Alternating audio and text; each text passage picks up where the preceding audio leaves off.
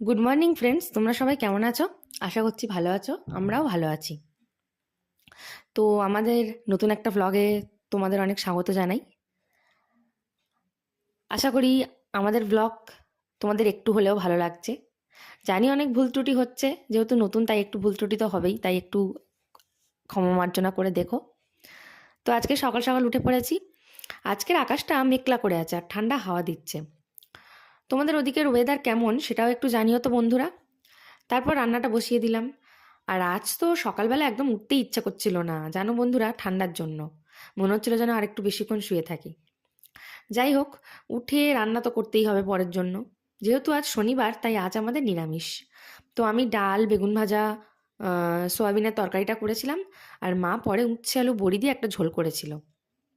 এটা হচ্ছে আমার শ্বশুরমশাইয়ের খুব ফেভারিট, ওই জন্য আমার শাশুড়ি মা করে আর কি।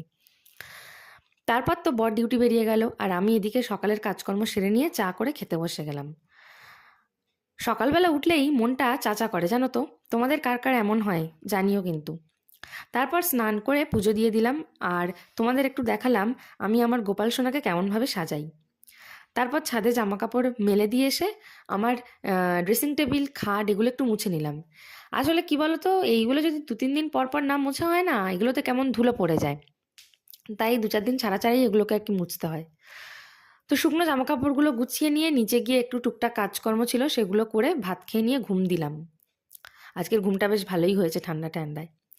বিকেলে উঠে দুধ গরম করে বাসনগুলো গুছিয়ে নিয়ে সন্ধ্যা দিয়ে নিয়ে আবার বাসনগুলো গুছিয়ে নিয়ে মানে কি, আজকের আবার কাজের দিদি আসেনি তাই আমাকেই বাসনগুলো মাজতে হলো আর কি।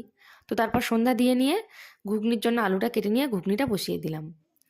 বর ডিউটি থেকে আসতে চা খেয়ে নিলাম সবাই মিলে। আর দাদাবাবু অর্থাৎ আমার ননদের বর নন্দাই এনেছিল গরম গরম সিঙাড়া, তো সেটা তো চায়ের সাথে একদম জমে গেল। তো আজকের দিনটা আমাদের এইভাবেই হাসি মজা আনন্দে কাটলো।